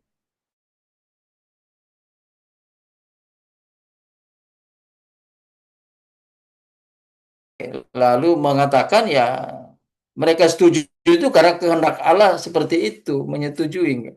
Ya, tinggal dilihat saja sesuai atau tidak dengan itu, ya. Aborsi misalnya, saya kira udah jelas, tidak perlu kita buang waktu untuk membahas barang ini. LGBT, ya. LGBT itu kan yang ditolak perilakunya, Bapak Errol dan saudara semua, bukan orangnya gitu. Jadi ini kadang-kadang LGBT ini saya suka tegur teman-teman gitu, ya. Kalian jangan sampai menolak perilaku tapi prakteknya yang disindir, yang apa ya istilahnya itu didiskriminasi itu orangnya gitu. Nah, itu contoh yang keliru. Yang kita tolak, yang ditolak oleh Alkitab itu adalah perilakunya ya, perilaku seksualnya terutama, gitu. Bukan orangnya, tapi pada praktek kan kita seringkali keliru, ya, menghadapi teman-teman saudara LGBT ini, ya, bukan cuma perilaku seksualnya yang kita tolak, tapi orangnya pun kita sindir, kita hina, kita jadikan bahan tertawaan, gitu ya, jadi bahan olok-olokan, ujung-ujungnya diskriminasi, gitu. KDRT ya udahlah, kalau KDRT jangan ditanya lagi Bapak Errol. Kalau ada orang yang bangun berdiri kemudian mengatakan KDRT itu adalah perilaku etis, perilaku moral yang sesuai kehendak Allah dalam Alkitab yang menjadi dasar etika Kristen, suruh dia ketemu beta biar kita bicara baik-baik tuh. Dia punya dasarnya apa? Dia bilang gitu. Nah, kemudian yang keempat, etika Kristen dalam kehidupan sehari-hari, ya, itu menjadi slide beta terakhir, ya, slide kedua terakhir tadi. Ya, dalam kehidupan sehari-hari itu etika Kristen sebenarnya sederhana, ya. Etika Kristen itu diwujudkan setidaknya dalam 3 bentuk perilaku, ya. Kejujuran, kesetiaan pada keadilan dan kebenaran, kemudian kasih dan pengampunan dalam keseharian, ya. Dan hal ini memang harus terlihat dalam tindakan, nggak cuma dalam pandangan, di dalam sikap saja, gitu. Ya, sebagaimana tadi contoh yang beta sampaikan, Bapak Errol. Misalnya di kantor, ya harus bisa bekerja dan bertindak dengan integritas. Bekerja dan bertindak dengan integritas itu artinya apa? Artinya mampu, ya, mampu memenuhi semua kewajiban kepatuhan yang melekat pada kita sebagai pegawai. supaya mampu memenuhi kewajiban kepatuhan yang melekat, cara paling sederhana gimana? Bikin daftar kewajiban kepatuhan. Sebagai pegawai di kantor A, ada berapa banyak kewajiban kepatuhan yang melekat di beta? Itu sebagai pegangan. Kalau tidak ya susah. Ya, kita akan sulit untuk bekerja dan bertindak dengan integritas dalam aktivitas sebagai pegawai di kantor. Di rumah misalnya contoh yang paling sederhana bisa mempraktikkan kasih dan kesabaran. Kadang-kadang ngomong, nah kalau kita bicara praktik kasih ini jangan lupa, kasih itu setidaknya dia punya dua parameter. Di slide berapa tadi beta sudah sampaikan ya, itu berkaitan dengan prinsip-prinsip ya, itu prinsip-prinsip yang berkaitan dengan kasih, keadilan, dan kebenaran. Ya, jadi kasih itu harus kelihatan dalam bentuk perilaku yang adil dan benar. Kalau kasih tanpa adil dan benar, itu sih sama dengan sentimen subjektif saja. Gitu. Ya. Nah, kemudian berkaitan dengan persoalan rumah tangga. Ini juga sama saja ya. Kalau kita bicara etika Kristen itu lagi-lagi ya, dasar dari etika Kristen aksioma ya, kalau dalam bahasa ilmu logika itu aksioma. Aksioma itu adalah titik start awal. Kalau kita mau bikin apapun dalam rumah tangga, itu titik start awalnya adalah kehendak Tuhan di dalam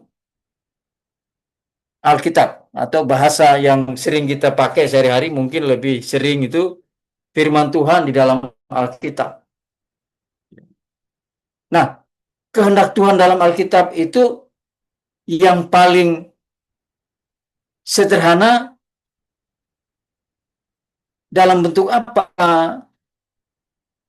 Ya, dalam bentuk yang tadi, ya, mengasihi Tuhan Allah dan mengasihi sesama. Jadi kembali lagi kehidupan rumah tangga itu ya kasih, Bapak Errol dan Bapak Saudara semua. Ya. Tapi ingat ya, kalau kita bicara kasih, dia punya paling tidak dua parameter tadi, keadilan dan kebenaran. Karena kasih tanpa keadilan dan kebenaran itu hanya sentimen subjektif, bukan kasih yang sesungguhnya. Ya. Baik, ini 5 hal yang tadi disampaikan oleh Bapak Errol, ya 1, 2, 3 itu aborsi, LGBT, KDRT, saya kira clear. Dari perspektif etika Kristen itu hal-hal yang bertentangan dengan kehendak Tuhan atau kehendak Allah di dalam Alkitab, karena tidak menggambarkan apa namanya ya, tidak menggambarkan ya itu tadi kehendak Allah di dalam firman Tuhan. Kemudian dalam kehidupan sehari-hari itu so simpel saja, Bapak, kejujuran ya, kesetiaan pada keadilan dan kebenaran, dan kemudian yang ketiga itu tentang itu tadi ya, pengampunan ya, kasih dan pengampunan. Kemudian personal rumah tangga kembali lagi masalah kasih itu ya, kasih yang diukur dengan dua parameter yaitu keadilan dan kebenaran. Demikian Bapak Errol. Silakan lanjut, Apit. Ada lagi yang mau bertanya? Ada lagi kok yang masih mau bertanya? Oh ya, ada. Mama Esther dari Oiba juga Pak Fikri, Indonesia Rumah. Oiba memang jago, luar biasa. Ya, silakan, Baik-baik Bapak, saya Esther. Ya, prinsip etika Kristen tadi di poin kedua yaitu manusia sebagai imago Dei atau gambar Allah. ya, Dalam kenyataannya itu ada hal-hal yang tadi sudah disebutkan oleh Bapak yang sudah ditanyakan. Ada kekerasan dalam rumah tangga dan sebagainya, ada penjualan manusia, ada hal-hal yang terjadi yang merusak gambar Allah. Yang ingin saya tanyakan yaitu adakah tindakan nyata dari gereja tentang hal-hal ini? Tindakan yang nyata dalam membela manusia sebagai ciptaan Allah, sebagai gambaran dari Allah. Itu saja yang saya tanyakan. Terima kasih. Ya, baik Mama Esther. Pertanyaan Mama ini lebih kena sebenarnya kepada slide nomor 18 tadi ya, itu etika Kristen dalam gereja, Ma. Yang mana tadi Beta sampaikan bahwa kalau kita bicara gereja dalam konteks etika Kristen, maka gereja ini adalah seharusnya menjadi komunitas etis yang bertugas mendidik umat untuk bisa pertama hidup kudus dan yang kedua melayani dunia dengan kasih, keadilan, dan kebenaran. Nah, tapi ya apakah prakteknya gereja sudah menjadi komunitas etis yang bisa mendidik umat untuk hidup kudus di hadapan Allah dan mampu melayani sesamanya dengan kasih, keadilan, dan kebenaran? Nah, ini Beta juga tidak yakin gitu ya.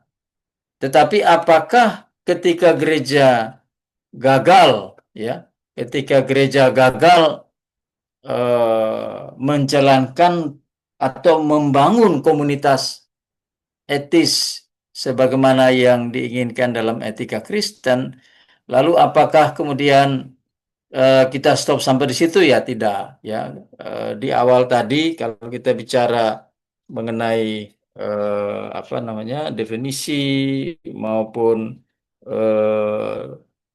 pondasi teologis ya, itu Beta sampaikan bahwa etika Kristen itu dia bersifat dinamis ya, dinamis untuk dinamis di mana Roh Kudus bekerja melakukan transformasi di dalam diri manusia, di dalam diri orang percaya untuk bisa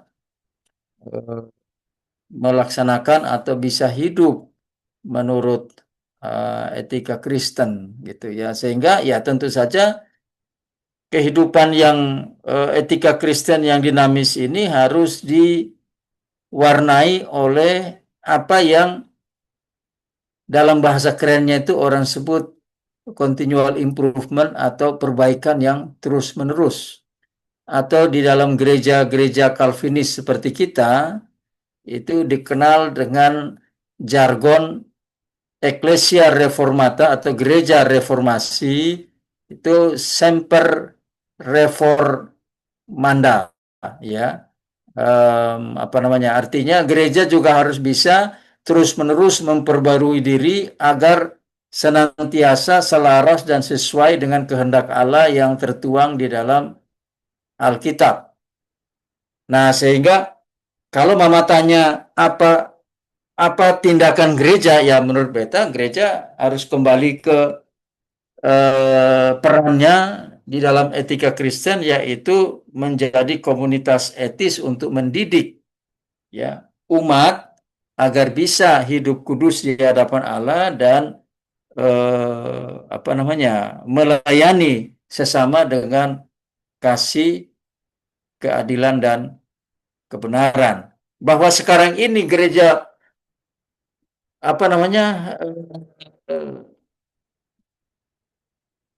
perannya naik turun ya, atau bahkan mungkin masih belum sesuai dengan yang diinginkan oleh etika Kristen, yaitu itu hal yang lumrah ya. Yang menjadi tidak lumrah itu adalah gini Mama Esther, ketika gereja terindikasi tidak melakukan apa-apa ya yang berkaitan dengan perannya sebagai komunitas etis, lalu kemudian tidak mau memperbarui diri ya. tidak mau memperbaiki diri, tidak mau meningkatkan levelnya, gitu ya. Nah, itu yang jadi masalah. Tapi sepanjang gereja mau bersedia untuk memperbaiki diri ya, misalnya beta baca di chat room eh, ada yang memberitahukan gitu ya. Nah, dari adik Ido ya, adik Ido Banoet ya, ada bilang, Shalom Bapak, kemarin dalam sidang Sinode Istimewa sudah ditegaskan bahwa hanya Yesus satu-satunya jalan keselamatan. Ya puji Tuhan. Kalau nanti sidang Sinode Istimewa ini hasilnya sudah apa namanya diberlakukan secara formal, maka em, langkah berikutnya adalah kalau bisa ya direvisi itu pasal yang ada di Tata Kemit supaya jangan bertentangan gitu ya di pokok-pokok ajaran gereja bilangnya begini, di Tata Gemit malah masih berlaku karena belum direvisi masih berlaku pasal yang isinya bertentangan gitu. Tetapi begini Maester, beta lihat kalau benar apa yang disampaikan oleh Adi Ido berarti ya masih ada kelihatan upaya untuk terus-menerus memperbaiki diri gitu ya, terus-menerus apa namanya ya, terus-menerus meningkatkan ya, meningkatkan level eh, peran gereja menuju kepada terbentuknya komunitas etis tadi. Nah, ini Adik Pendeta Soli juga ada menambahkan gitu ya di chat room ya soal Pertanyaan etika Pak dalam. Vicky. Ini pertanyaan kayaknya. Oh, oh, Pertanyaan. pertanyaan dari Adik Ya. Soli. Oke, kalau itu Maester itu beta punya respon. Kemudian ada dari Adik Pendeta Soli gitu ya soal Ya. kehidupan, soal Soal etika dalam etika. hidup. Ini dia Iya, pertanyaannya Pak Vicky soal etika dalam hidup sehari-hari. ya Kadang-kadang ada. Beta anggota bisa baca. jemaat yang risih Beta bisa kalau baca. hamba Tuhan berpenampilan mewah. Etis atau tidak jika seorang Ya. hamba Tuhan berpenampilan mewah? Um, Mewah ini kan mesti ada parameter ukur yang jelas ya gitu. Karena kadang-kadang buat buat Adi Soli, buat Apin gitu ya, lihat eh, penampilan orang tertentu, wah kesannya kok mewah sekali gitu. Tapi kalau yang melihat orang itu adalah orang lain seperti apa konglomerat besar gitu ya, misalnya pemilik MNC Group itu Haritanu misalnya, menurut dia itu biasa-biasa saja gitu. Nah, jadi Adi Soli yang pertama untuk hal ini kita mesti punya parameter ukur yang jelas. Mewah itu ukurannya apa bagi seorang hamba Tuhan ya atau seorang presbiter di gitu. Nah, sehingga ketika kita bilang dia berpenampilan mewah itu sudah melewati satu proses penilaian dengan menggunakan parameter ukur tadi. Nah, yang kedua, apakah mewah itu sesuatu yang etis atau tidak etis gitu ya. Nah, saya kira di dalam materi tadi ya, kalau kita bicara, kalau kita kembali lihat ke pondasi teologis gitu ya, pondasi yang kedua itu bicara tentang Yesus Kristus sebagai teladan etis. Nah, kalau Yesus Kristus sebagai teladan etis ya, dia merupakan wujud sempurna dari kasih, keadilan, dan ketaatan. Karena itu orang percaya hari ini dalam konteks etika Kristen harus hidup dengan mengikuti jejak Yesus Kristus. Maka saya kira kalau ada pendeta yang berpenampilan memenuhi kriteria mewah, penampilan mewah tadi, menurut beta itu tidak etis secara etika Kristen. Kenapa? Karena kalau kita jadikan Kristus sebagai teladan, Kristus itu dia meninggalkan kemewahan surgawi untuk turun level, ya, turun derajat menjadi manusia, bahkan manusia yang lahirnya saja katanya di padang Efrata, ya, di padang penggembalaan gitu, ya, sehingga cirinya ya memang keteladanan Kristus itu salah satunya ya kesederhanaan gitu. Tapi lagi-lagi ya kuncinya pada parameter ukur apa nih untuk bilang orang berpenampilan mewah dan tidak gitu. Sehingga kita punya batasan yang clear. Ini mewah, ini tidak mewah. Dan kemudian yang kedua, apa ukuran etika Kristen bagi presbiter gereja yang berpenampilan memenuhi kriteria kemewahan, mewah tadi.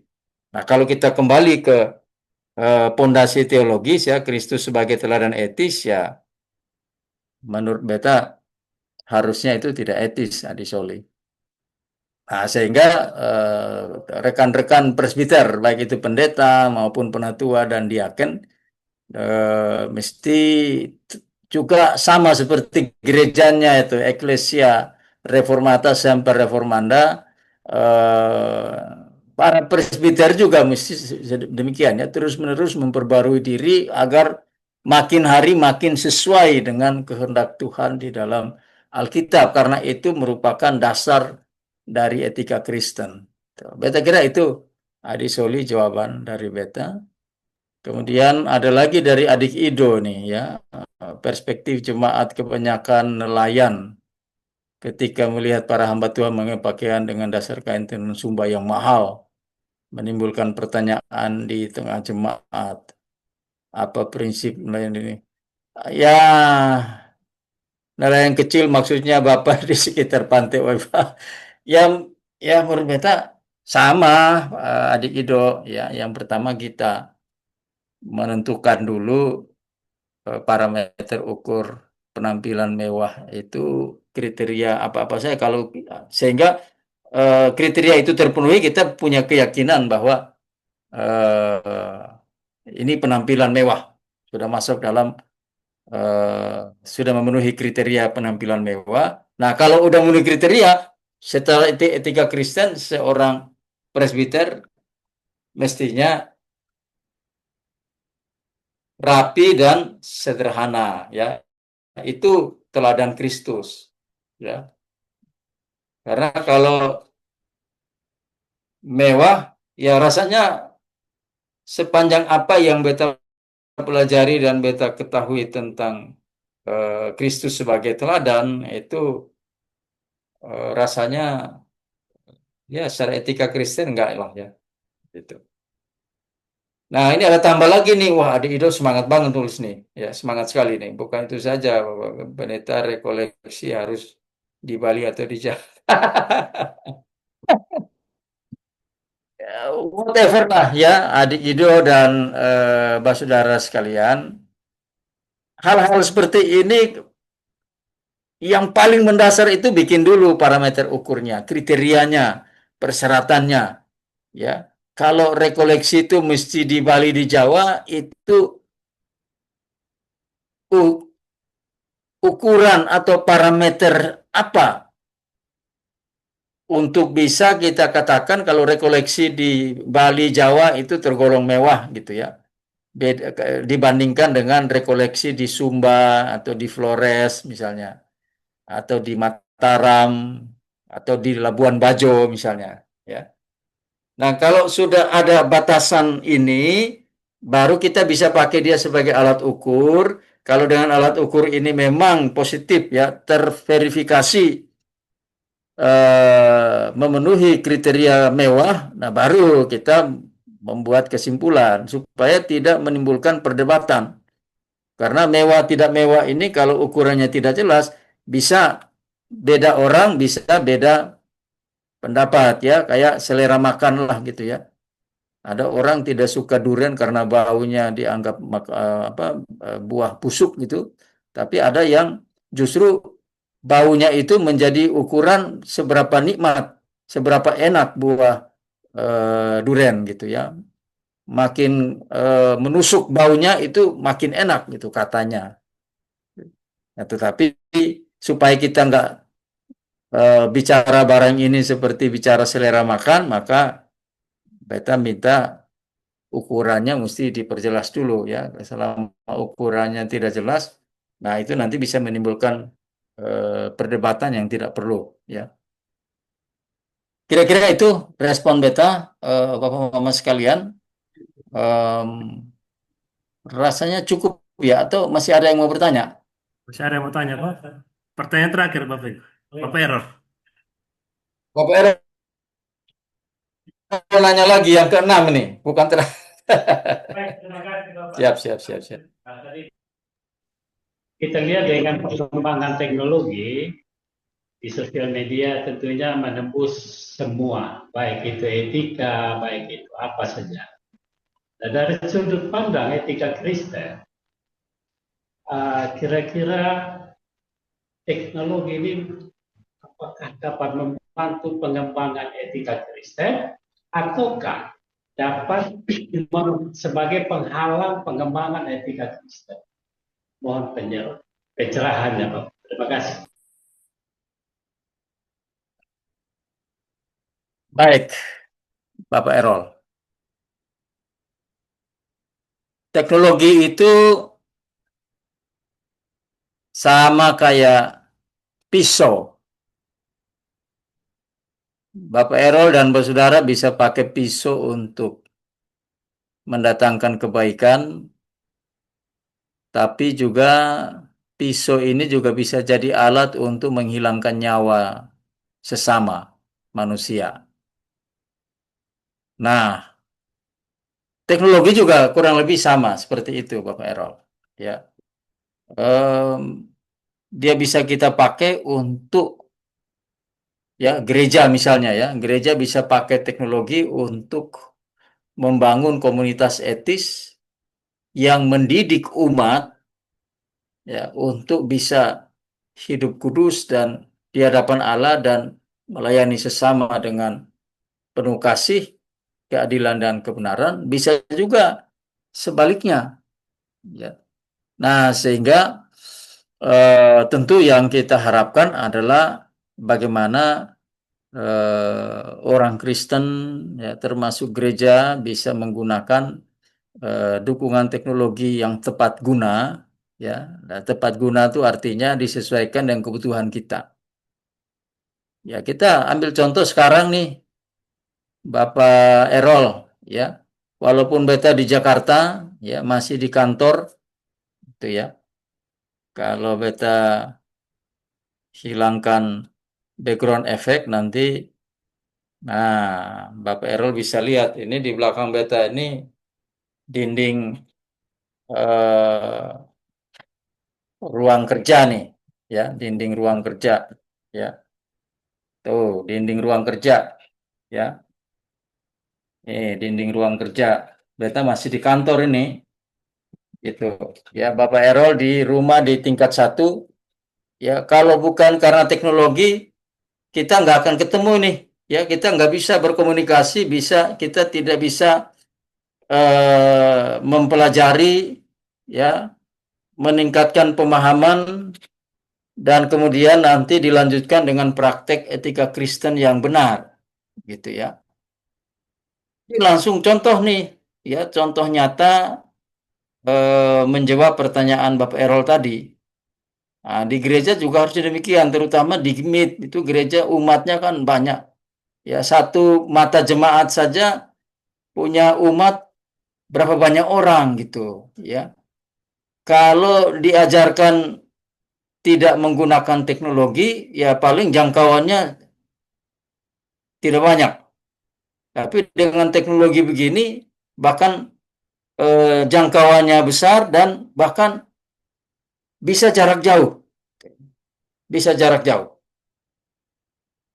Nah, lagi-lagi, jadi beta ingatkan saja Bapak Errol dan Saudara semua, kalau kita bicara teknologi ini dia seperti pisau ya. Kita bisa pakai yang namanya alat bantu gitu ya. Kita bisa pakai untuk membangun, mendidik umat tentang etika Kristen yang benar, kemudian memantau, memonitor dan mengevaluasi prakteknya untuk yang lebih baik lagi, ya. Tapi juga bisa untuk sebaliknya, ya. Teknologi juga bisa dipakai untuk merusak, ya, untuk menukar, mengubah perilaku, mengubah mindset, mengubah sikap perilaku, bahkan mendorong manusia untuk mengikuti etika sekuler, ya, mengikuti etika kontemporer, mengikuti etika yang memuliakan manusia, bukan memuliakan Tuhan. Bukan lagi menghargai martabat manusia, tapi memuliakan martabat manusia, bahkan membuat kemuliaan manusia itu lebih tinggi dari kemuliaan Tuhan. Nah, itu teknologi. Jadi, mari kita pakai teknologi untuk membantu kita, membantu gereja bisa membentuk komunitas etis yang mampu mendidik umatnya, ya, mampu mendidik umat Tuhan, bisa mempraktekkan hidup kudus dan juga melayani sesama dengan penuh kasih, ya, keadilan dan kebenaran. Oke, ini ada respon dari eh, Adik Ido, ya, terima kasih. Kemudian Adik Pendeta Soli juga, dia bangun lari, tinggal eh, ruang Zoom. Oke, tidak apa-apa, mungkin dia ada kesibukan pelayanan. Nah, baik Bapak Errol dan saudara semua, beta kira ini beberapa poin yang bisa beta bagikan dengan saudara semua untuk kelas ke-18 dari Kemudi Komit, ya, kelompok pemuridan, kelas pemuridan Komit. Moga-moga bisa menambah hasanah, ya, bisa memberi manfaat, bisa memperkuat, ya, eh, pengetahuan, ya, meningkatkan pemahaman terutama mengenai praktek-praktek yang berkaitan dengan etika Kristen yang benar untuk kita, ya, umat gereja reformasi, sesuai dengan ajaran, pandangan, karya dari Jan Verkuil almarhum.